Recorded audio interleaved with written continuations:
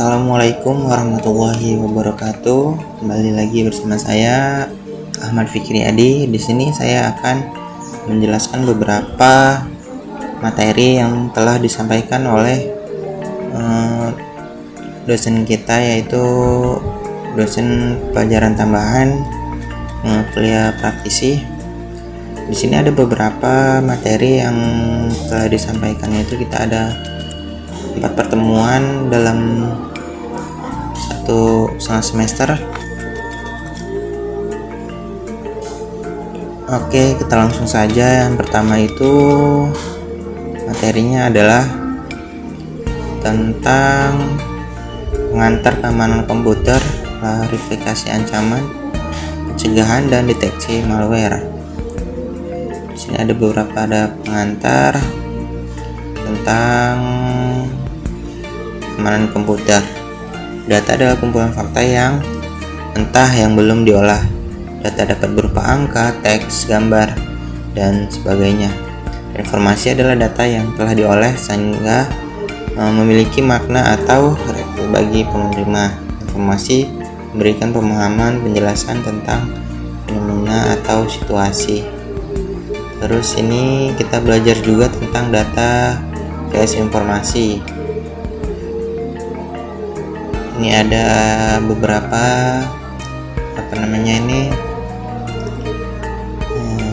jenis-jenis itu data, informasi, sebagainya. Itu ada, kita belajar juga tentang security mandate.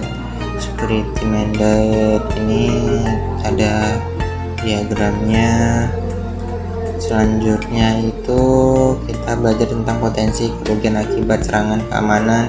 Itu ada kerugian finansial, ketidaktersediaan sumber daya, terus pencurian dan penyalahgunaan data, hilang kepercayaan, dan penyalahgunaan sumber daya komputer. Implementasi keamanan, ada prevention, terus ada maintenance, reaction, terus ada klarifikasi ancaman terkait dengan ada risiko keamanan proyek mobile, ada ancaman kegiatan jaringan. Tentang kita juga belajar tentang apa itu malware. Malware adalah perangkat lunak berbahaya. Istilahnya menggambarkan program atau kode jahat yang merusak sistem. Jadi malware ini sangat berisiko di komputer kita ya teman-teman ya, karena dapat merentas data yang kita miliki dan informasi yang lainnya. Terus ada jenis malware, ada virus, trojan, ada word, ada spyware, ada ransomware, ada rikit. Terus ada gejala infeksi malware, itu sistemnya lambat dan sebagainya. Terus ada antivirus juga, bagaimana cara kerja antivirus, ada scan, ada integrate, terus ada analisis perilaku, terus ada pencegahan deteksi malware juga ada. Kita belajar tentang security operation system, ada update OS secara berkala, install aplikasi original dan antivirus dan sebagainya. Lanjut ada sistem keamanan Windows, terus ada tip keamanan OS, kunci sistem saat kita memakai disable automatic login, ada tip keamanan OS. Terus kita juga belajar memilih antivirus yang baik, yaitu adanya beberapa komponen yang dimiliki oleh antivirus tersebut. Contohnya seperti compatibility, ada ease of use, terus compress protection, ada quality of protectionnya. Lanjut tips aman browsing, atur keamanan browsingnya, browsing harus disediakan update dan sebagainya.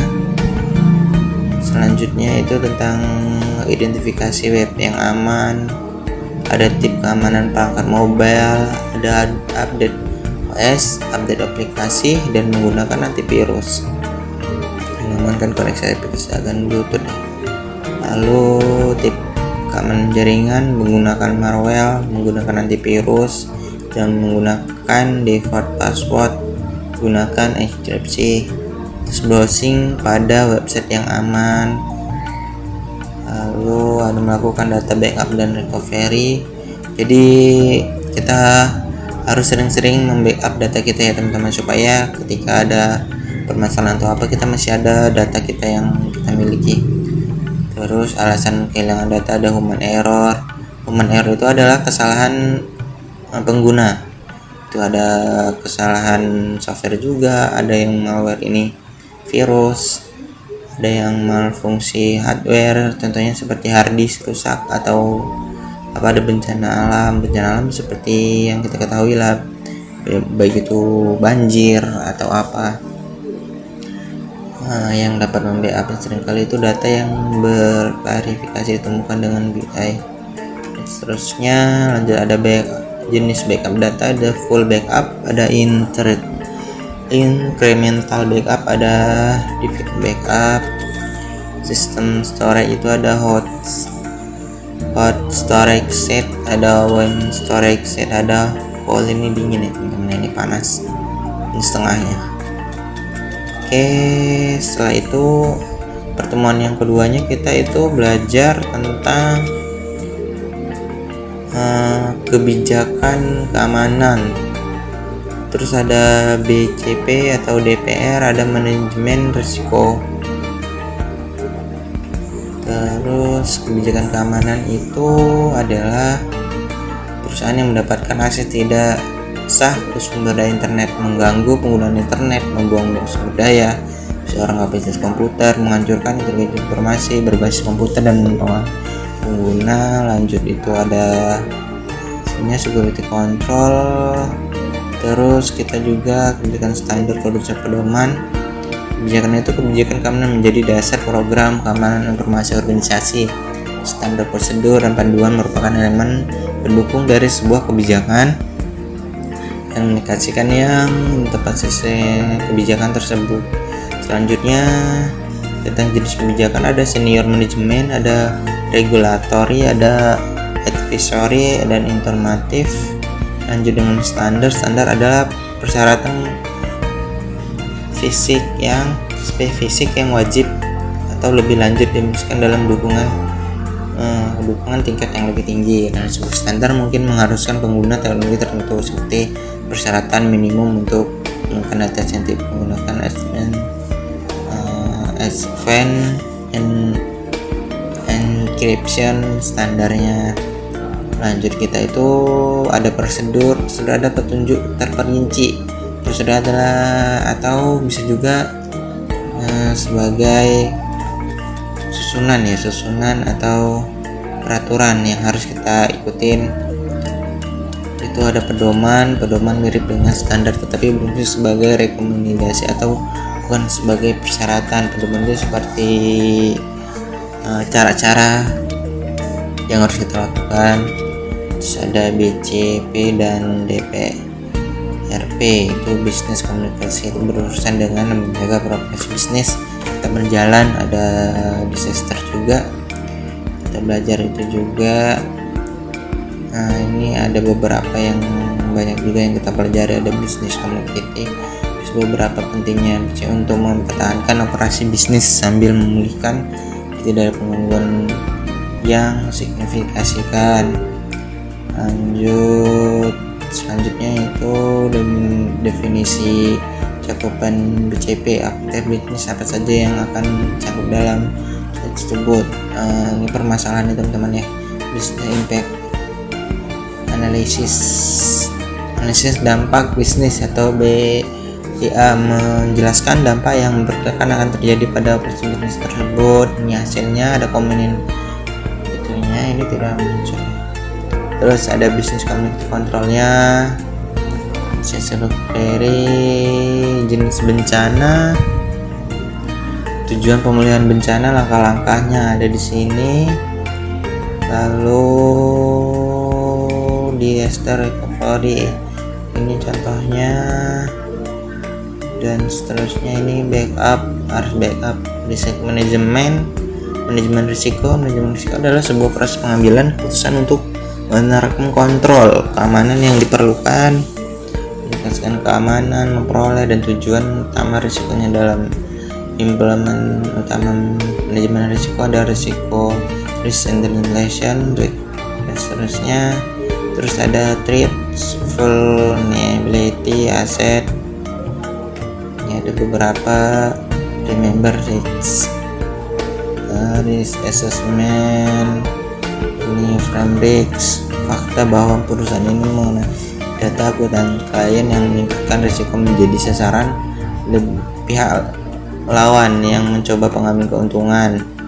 Terus ada assess risks, ada pedomannya, ada the risks, the risks, respon terhadap risiko ini teman-teman ya.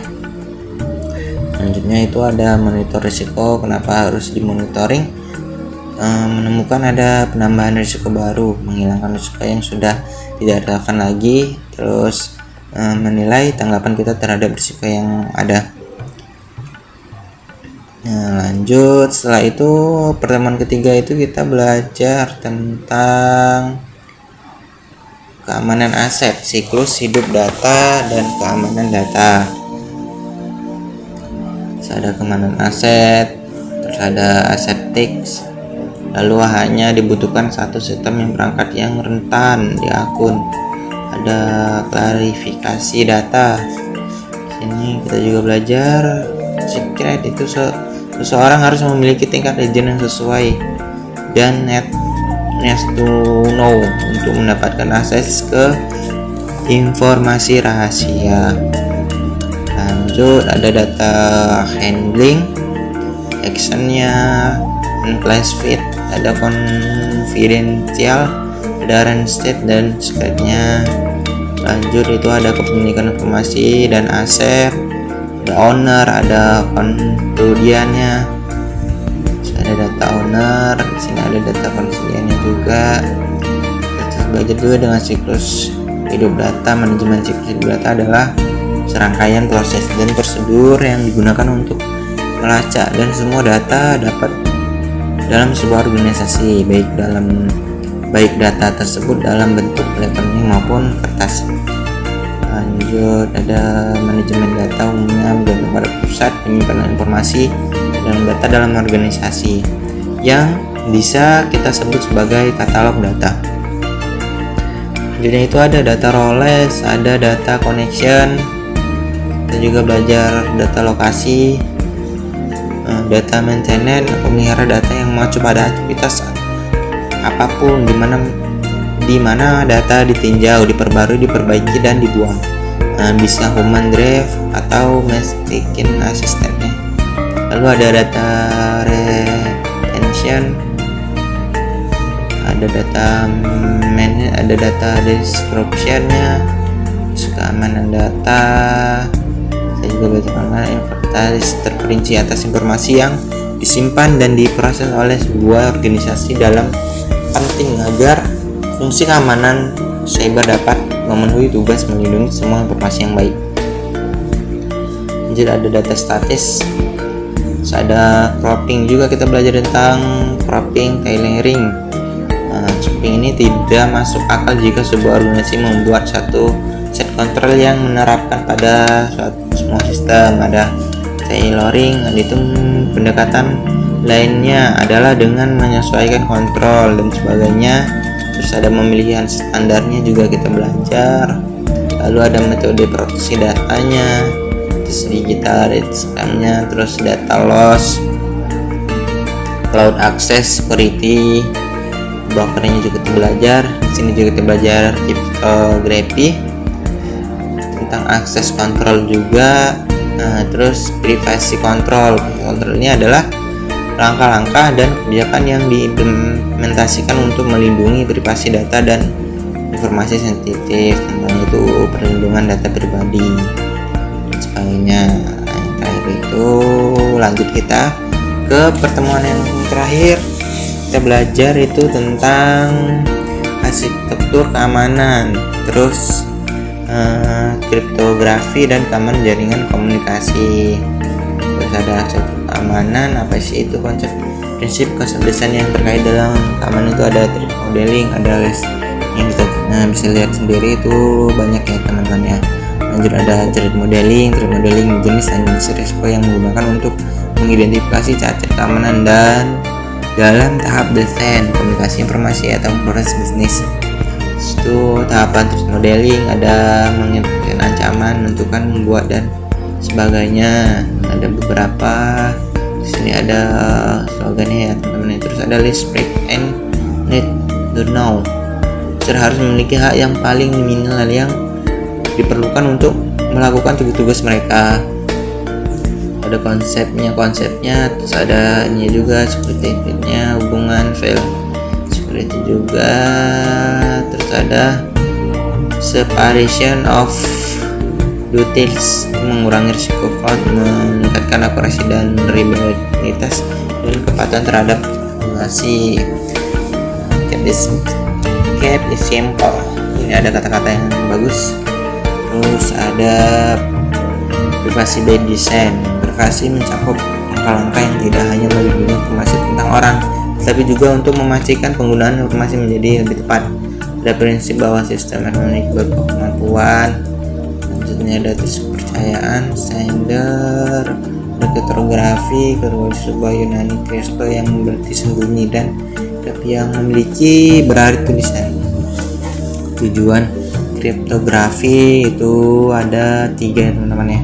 Terus definisinya ada jenis-jenis, ada simetris, ada asimetris juga. Terus ada sistem teriknya, ini seperti kunci-kunci yang saling berkaitan teman-teman ya. Terus ada development key-nya juga, ini yang tadi yang sudah dijelaskan. Ada fungsi hash, input, ada username, di sini tabelnya admin. Terus ada pecahkan kode, ini memecahkan kode ini biasanya ada makna tertentu dalam kode-kode tersebut. Terus ada tadi ini ada keamanan jaringan dan komputer. Ini ada lawan VLAN VS1. Ada beberapa sedikit penjelasan. Mengamankan jaringan kabel, mengamankan WiFi menggunakan apps yang kuat. Terus lanjut ini pengamanan ya teman-teman ya. Ada beberapa packing, filtering firewall, keuntungan dan kelemahan. Ada simplicity, ada transparan dan cepat. Terus ini kelemahannya tidak bisa mengamankan upper layer atau aplikasi, informasi blok juga terbatas, tidak support user. Selanjutnya itu ada application proxy firewall, terus secret level proxy firewall juga. Ini ada keamanan, contohnya adalah suatu keamanan yang ketat ya teman-teman. Jadi di sini adalah humannya. Terus ada DMZ network. Terima kasih. Itu ada beberapa tadi kesimpulan atau materi-materi yang telah disampaikan oleh Bapak Wilson sebagai pemateri kita di pelajaran tambahan, yaitu pelajaran tambahan praktisi. Mungkin itu saja yang bisa saya sampaikan. Lebih kurangnya mohon maaf. Assalamualaikum warahmatullahi wabarakatuh.